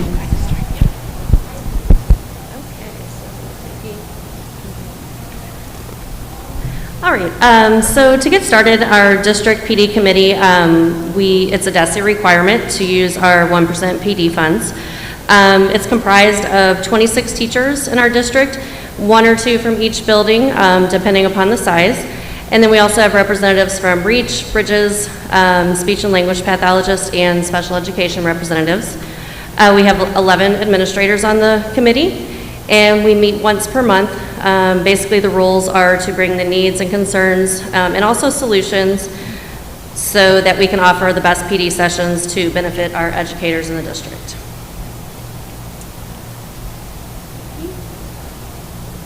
Okay, so basically, quick review of what we did last year. Due to COVID, we did kind of shift our focus to virtual learning and virtual teaching, technology, and also social emotional learning. Our buildings incorporated social emotional learning during PD days. Throughout the district, we incorporated social emotional learning and strategies through our PD sessions throughout the year. And then we also offered various virtual PD sessions from some outside organizations such as EdPlus and things like that. Last year, we also shifted how we delivered our PD sessions. It was mostly offered virtually. We offered short sessions on Wednesdays, and then also some after-school optional sessions to help educators share ideas, practice different technology, use new strategies to meet the needs of their students during virtual learning. This year, since most of our secondary is one-to-one with Chromebooks, we wanted to help our educators prepare for that. So we instituted a secondary educators summit in April, and the focus was on technology And then we also incorporated some social emotional sessions as well. And those teachers were able to choose the PD sessions that they wanted to attend that they felt would benefit them the most. And we had a very good response to that. So that was kind of a quick look at what we did last year. All right, JP, thank you. So each year, to use our district PD funds, DESI requires us to put out a needs assessment. So in the spring, we send out a needs assessment to all of our educators, and it allows them to select where they feel their biggest need is for PD. So for the elementary, you can see those on the screen.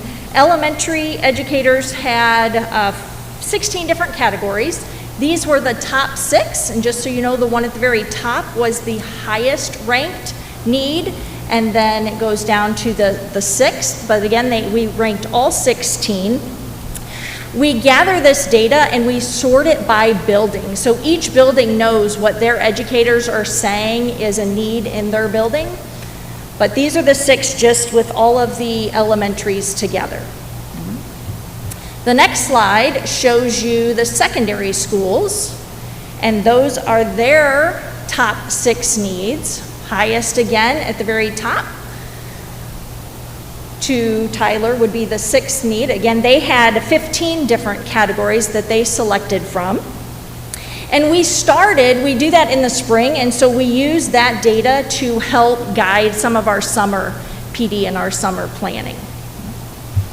So the next slide shows you some of the different ways we try to meet that need. The Summer of Learning is what we call the offerings we put out in the summer.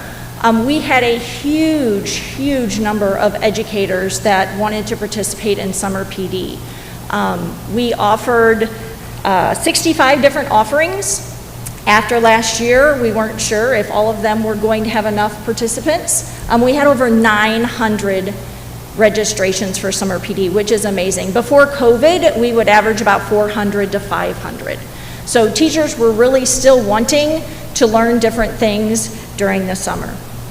Some other ways we meet those needs, we have Title II instructional support specialists. Those are content-specific educators in our district that put on PD sessions and allow other educators to come and share the learning. They may go to conferences and bring that learning back.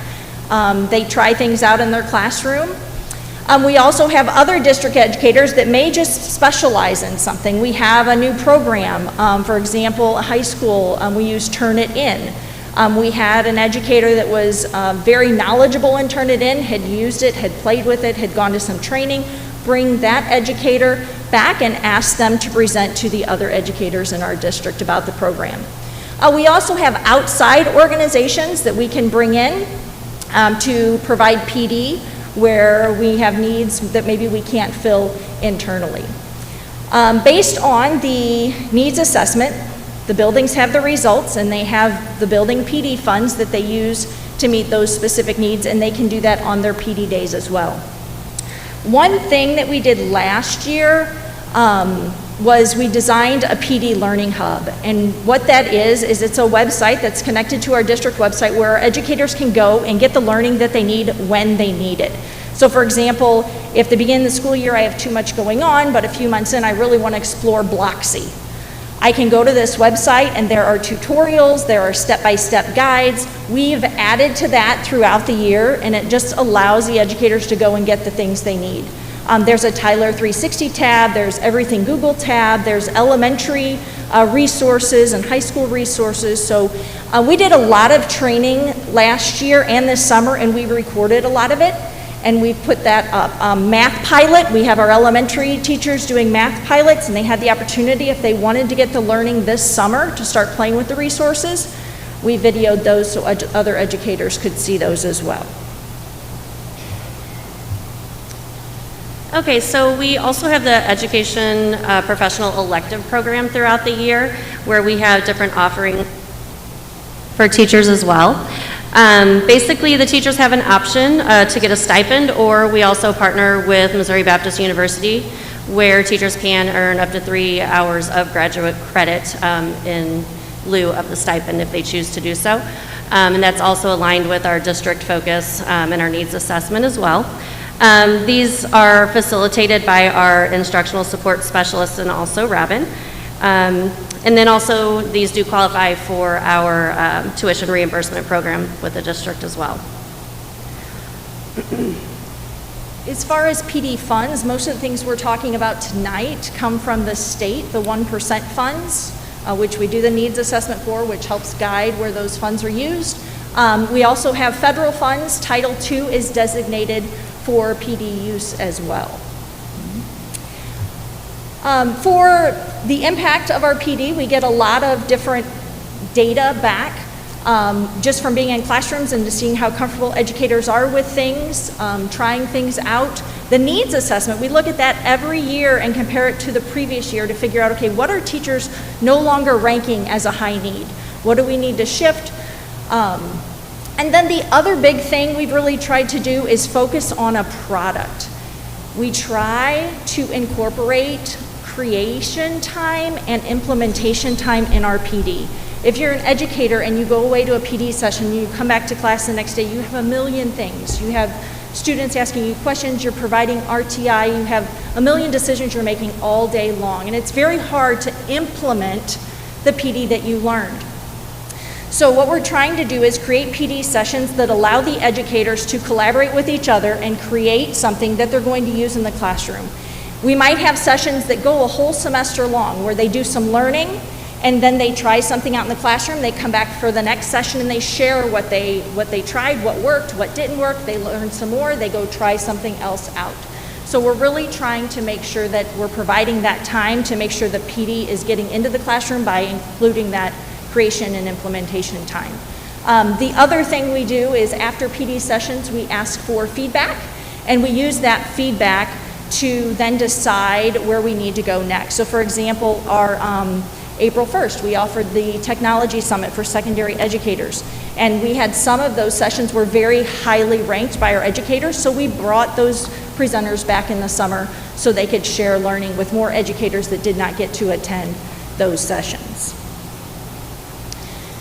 So on the next slide, we have our PD days for the year. There's one day in August, we have a full day in October and in February, and then a half day in November and April.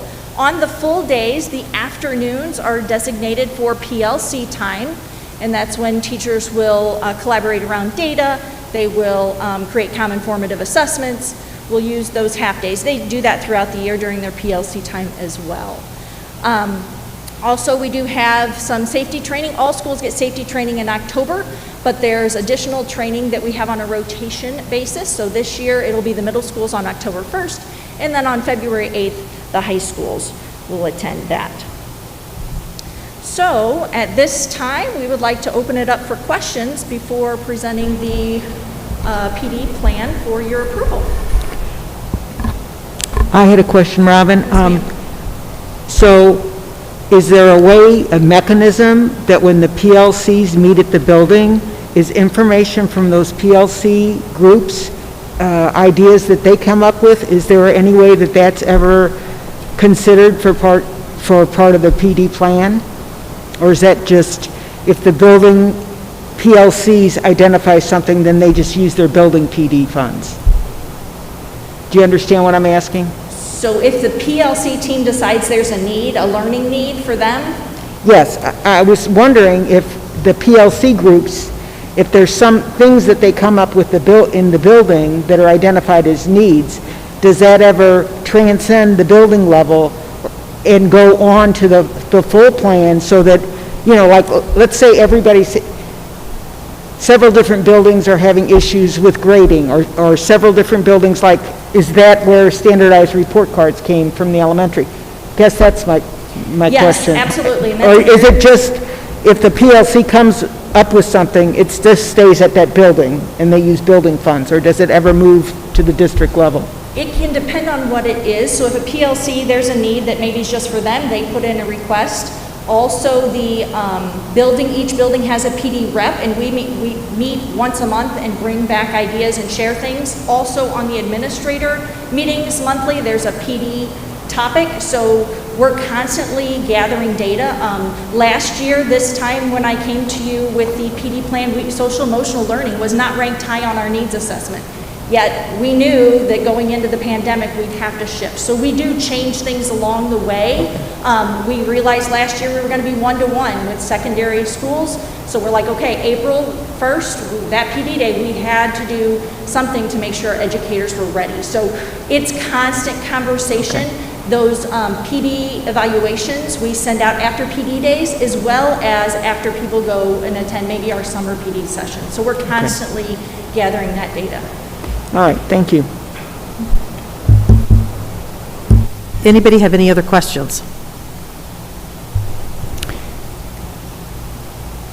I don't have any questions, but I think your PD program is amazing, and how many teachers and staff you have with the Summer Institute is a role model. I mean, every district should look at Fox for their PD. You guys do an excellent job. Thank you. Okay, do we have a motion to approve the district professional development plan? So moved. Second? Okay, Crystal, second. All in favor? Yes. Yes. Anyone opposed? Okay, that passes. Thank you. Thank you very much. Moving on to the district assessment plan, 4.3 for the 2021-22 school year, Dr. Cardona and Dr. Gilman.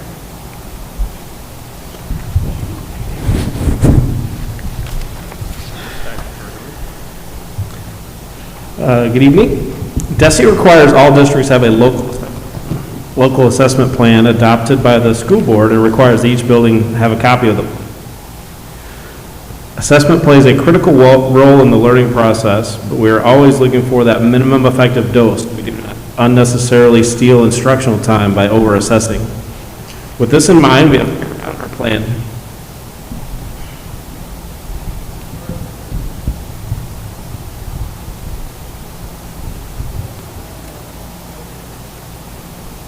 Test.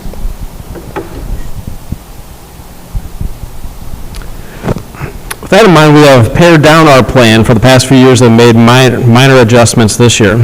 The plan has been reviewed by our assessment committee and is being presented to you this evening for approval. At the elementary level, we have several specialized assessments for screening on speech, ELL, or gifted, but the core of our assessment comes from these 4 tools on this slide. First is our kindergarten screening.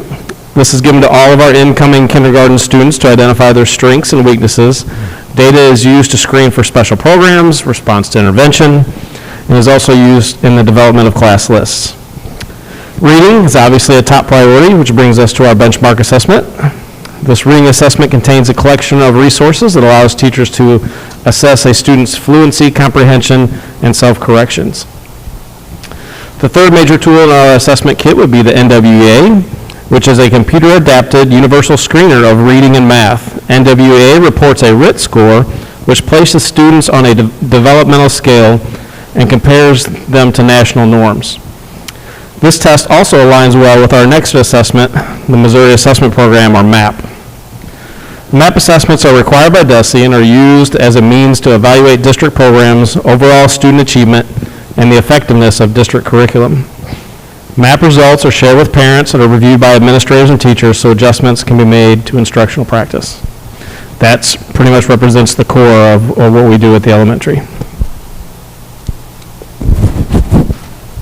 Thanks, Randy. So I'm going to pick up right where he left off with the MAP. Obviously, at the middle school level, we do still assess the MAP. That is 6th, 7th, and 8th.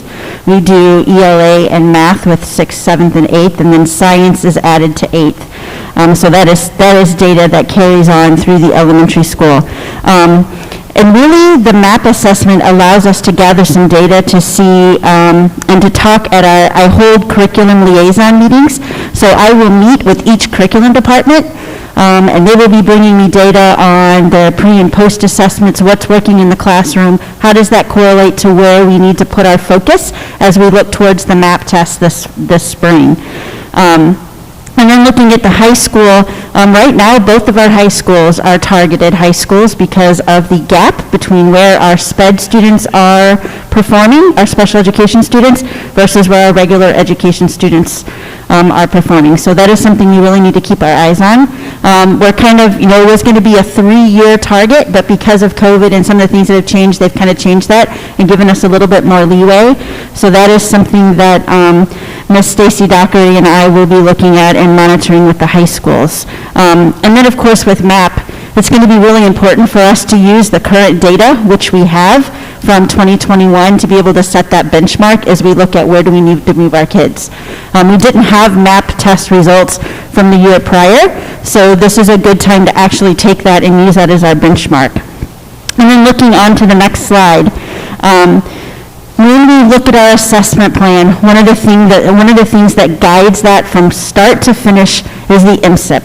So the Missouri School Improvement Plan, and we are on MSIP 5 at this point, still looking at that. So we are graded on multiple different standards. So you can see there, standard 1 is MAP growth. So they look at where was your MAP last year, as far as ELA math, where's the growth, and you get certain points for that, and that's what feeds into our APR. And then we have student performance in our subgroups, and that's what I talked about with our special education students. That is a subgroup, and they always want to look to see how are those groups as compared to your regular groups. And then we also are scored in college and career readiness, and one of the things I want to point out is you will see we have 5 different areas that we are scored on.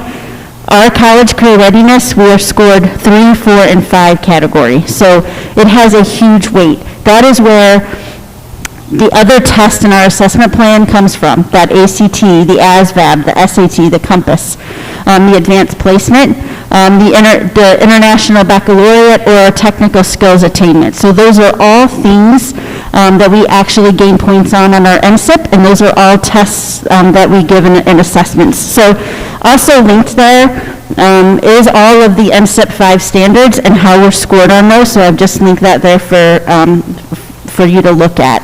And then looking at the next slide, so this just kind of breaks down. So why is the assessment plan as a district important? First of all, we have to have a reason we're assessing students, and we have to have a means for being able to gather that data and be able to look from year to year on where is our growth, where do we need more growth, and where do we need to focus at. So when looking at our scores for APR, this kind of breaks down how much of a score do we get if we do ACT, if we have a student that takes the ASVAB. So it kind of breaks it down to show you where those scores come from. So a lot of people will ask, well, why do you give this assessment or why do you give that assessment? Because they all fit into the overall MSIP 5 and where we gain our points for our APR. So that's kind of what that slide shows. The following slide just kind of goes into that a little bit more with the CCR and the different ways that we earn points from that. So really the only major changes, every year we will bring an assessment plan. Really the only major changes I know at elementary was the STAR. They are not giving that this year, and it was really based on the AR not being supported by the budget, and so that is the only thing from elementary, to my knowledge, that has changed. Secondary, because there's a lot of information in the assessment plan that was attached. At the secondary level, there was a couple of things that changed. We used to do ACT Aspire. ACT Aspire is no more, so we have adopted the NWEA, which is glorious for us, because now we have cohort data from kindergarten all the way through 8th grade. Now, this is the first year we're going to do it, right? So we're just now gathering that data, and I can tell you we already have some middle schools that have already started giving that test already. It's been easy for students or for teachers to pick up how to maneuver through that test, and they've already begun, which is great. That's going to give us specific data, and it's directly aligned to the MAP, which is a huge benefit for us. And then the other thing that changed for us is the work keys. So that's a test that our students that are on the career path for a technical school, we've just kind of we've always used that, but we've kind of broadened it. So any student that's on that path, they can choose to take that work keys, and we've allowed for more of that in our budget.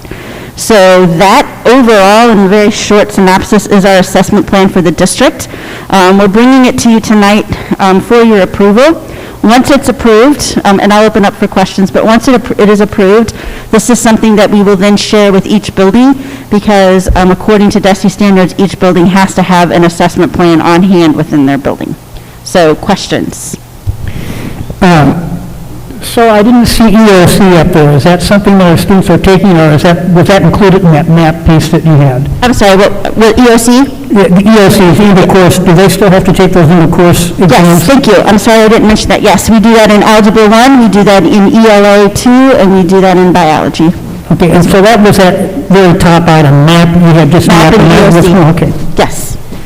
Have the standards changed relative to what, ideally, the standards that they built on? Students progressing, they're proficient, or they're advanced, has that changed at all? That is not. It's still based on that. Now, the cut scores have changed, and then every year, so in 8th grade, let's just take a 7th grader, for instance. The cut score for where an advanced would place in the math on MAP, when you go to 8th grade, that cut score for that advanced is a different range, right? Because you expect to see growth. So, and over the years, they've changed those, which is why we've seen a little bit of difference in MAP and in the scores. But, they've changed it across the board for every school, so. So I guess the goal then for us is to try to get as many of our kids proficient as advanced as we possibly can. Yes, the proficient and advanced numbers is what we're looking at. And just so you know, I have been looking at, Randy and I have been looking at the MAP data, and we'll be ready to share that shortly with you. We're going to be looking at math first, but I don't have state data yet to be able to show you where are we versus the state. So we have district data, we just don't have state data yet. The tests from last year have already come in, the results? Oh, wow. Yes, we have those. Okay. Thank I have you. a question, Judy. Thank you for addressing the Aspire, because I was concerned about the Aspire, and it sounds like the NWEA will be taking the place of that. Now, at secondary level, will that be given just one time then, Tammy, or how does that handle? So the NWEA, I've required twice, so we can do one in the fall and one in the early spring, so we can see growth. And we can do up to 3 times. I've asked the teachers just do it twice because we'll be preparing for MAP then.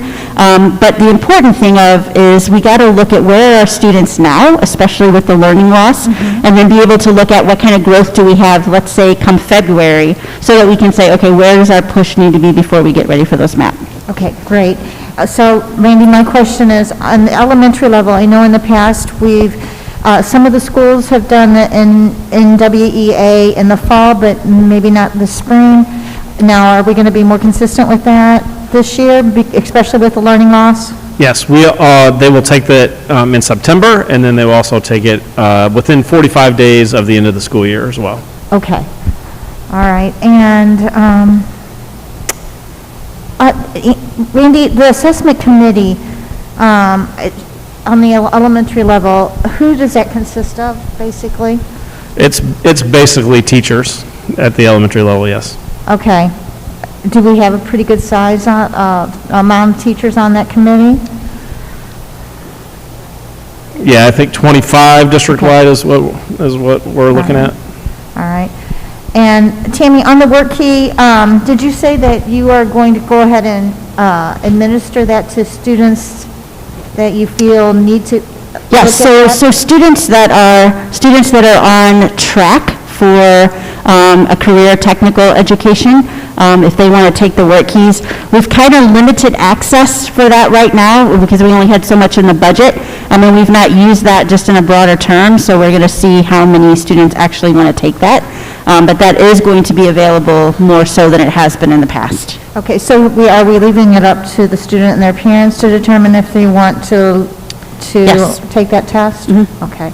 Are we putting it out there so that they know that they can? Counselors will be sharing that, yes. Okay. All right. That's all the questions I have. I have a question. In the elementary, the NWEA, I think I'm familiar with that test. Is MAP skills also part of did we purchase the MAP skills portion of that? That's the RTI model of it. I'm sorry, say again? The MAP skills with NWEA, it has a section for remediation it's called MAP skills. And I was just thinking for our special education students who we need to close the gap, maybe that might be. Yes, I don't think we have that portion of that. They take it in math and reading, but I don't think that they have that portion that you're talking about. Okay. And then at the high school, ACT, we're still giving it junior year, and we're we're covering the cost, right? Junior year. Yep. Anybody else? Thank you, Randy and Tammy. We need a motion to approve the district assessment plan for the 2021-22 school year. I make a motion. Second. All in favor? Yes. Yeah. Any Yes. opposed? Okay, we're at 4.4, employee influenza vaccinations. Dr. Cardona. I'm sorry, okay. So I'm bringing, Do you want me to read it? what? Did you want me to read it? No. Oh, okay. I'm bringing to you, every year, we always offer the flu vaccine for all of our staff members, which the district covers. We always put an RFP out and call some local agencies, pharmaceuticals and stuff to put it in an RFP for that. So we have selected the one person that put in the RFP, which was Dearborg's, who we used last year. They come in, they go to all of our buildings, they set that up. The difference this year is last year it was $27 for each shot. This year it's going to be $30. And I'm just asking for your approval so that we can get these scheduled and get these out to our staff members. Okay, we need a motion to approve Dearborg's as the lowest cost qualifying bid to provide the on-site influenza vaccination clinic for 2021-2022. Motion to approve Dearborg's? Oh, I'm sorry, did somebody else? Who made the motion? I did, did you? Oh, I'm Vicki? sorry, April, I didn't hear No, you. you can, and I'll second it. Okay, Okay, I'll make the motion. Vicki's making the motion, April seconding it. All in favor? Yes.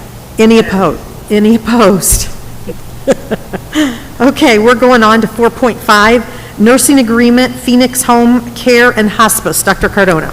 So I'm asking the board to approve the Phoenix Home Care and Hospice Nursing Contract for the 21-22 school year. We currently have a Seckman High School student who requires full-time nursing due to a tracheotomy, and the agreement is attached for your approval. Okay, we need a motion to approve the Phoenix Home Care and Hospice Nursing Contract for the 2021-2022 school year. I make a motion. It's Crystal. And Vicki's a second. All in favor? Yes. Yes. Anyone opposed? Okay, that carries. On to 4.6, Employee Assistance Plus, EAP, Student Assistance Program. Dr. Gilman. Yes, we are asking for a motion to approve the Employee Assistance Program at a cost of $18,050 to provide students and family with assistance. We use this for counseling. It's a really good resource that our administrators and our counselors can get pretty quick access for a kiddo that's needing, sometimes use it for a threat assessment or for a kid's going through a hard time. And it's totally free to the families. And then after a few visits, if they need another referral, they can help them, connect them with a more permanent counseling situation. So we're asking for approval. So these are resources for families? It's mostly students and staff, but I guess you could call it families. I think that's supposed to say staff. I read families. Okay. Can I ask a question? Randy or Dr. Gilman, have students already been placed in this kind of program? Like if they came in the first week of school and they're having trouble adjusting to this new year, have they already been assigned to a counselor? I'm sorry. I'm having trouble I'm familiar hearing. with Comtree. Is this kind of like Comtree? Is this like a... This is very similar to Comtree, but it's actually a little faster. Like it's almost pretty much next day. So like if a kiddo's, having a situation where a counselor or a principal, they feel like a student needs to be seen, they can call, make a referral, and the turnaround is quicker than Comtree. But it's similar. Okay, so the parent calls the school, talks to the counselor and says, my child's in need. The counselor then calls this place, or does the counselor tell the parent to call this place? Typically what happens is this is generated within the school. So a student might be having a problem in school, may have, written something that is concerning or said something to a friend that is concerning. Our counselors will do a risk assessment for them. And depending on where they fall on that, this could be one of those options where they get them in. Typically, if a parent calls from outside of school, it might be more of a Comtree thing. Okay. This is just it's a quicker resource for us. Okay, thank you. I'll make a motion. Second. All in favor of the motion to approve Employee Assistance Program at a cost of $18,050 to provide students and family members of the Fox C-6 School District with a Student Assistance Program, SAP, for the year 2021-2022. All in favor? Yes. Anyone opposed? Okay. And we come to 4.7, School Staffing Service Agreement. Dr. Gilman. So we're asking for a motion to approve a contract with Supplemental Healthcare for temporary staffing solutions as presented. This would cover some of our diagnostics, which is kind of a specialized area. And so we have some diagnosticians that we need to pick up some work on. So we're asking for a motion to approve this agreement. Anybody have any questions? Okay, we need a motion to approve a contract with Supplemental Health Care for temporary staffing solutions as presented. Motion. Second. Go ahead. You're fine. All in favor? Yes. Anyone opposed? Okay, that carries. 4.8, donations. Dr. Frigo. Yes, we had a wonderful donation from Ross Clothing, $400 to the Seckman High School Library, and I just want to thank them for that and acknowledge that publicly and ask you to approve the donation as presented. Okay, we need a motion to approve the donation as presented from Ross Clothing. Motion. Is that April? Hanson. All in favor? Yes. Yes. Anyone opposed? Okay, we are on 5.1, copy of second reading and adoption of policy, AC, prohibition against illegal discrimination, harassment, and retaliation, AH, use of tobacco and vaping products, BCB, board officers, DK, payment process, EBAB, hazardous materials, EBBA, illness and injury response and prevention, ECG, animals on the district property, GDBA, support staff compensation, IGBCA, programs for homeless students, IGCD, virtual courses, IGCDA, MOCAP virtual courses, JGR1, student discipline. We need a motion to approve all of those attached policies for their second reading and adoption. So move. Okay, Hanson and Shalhoub. All in favor? Yes. Anyone opposed? Okay, we are at 6.1 consent agenda, 6.2 through 6.7. We need a motion to approve consent agenda items 6.2 through 6.7. Motion. Oh. Motion. Okay. Crystal. All in favor? Yes. Anyone opposed?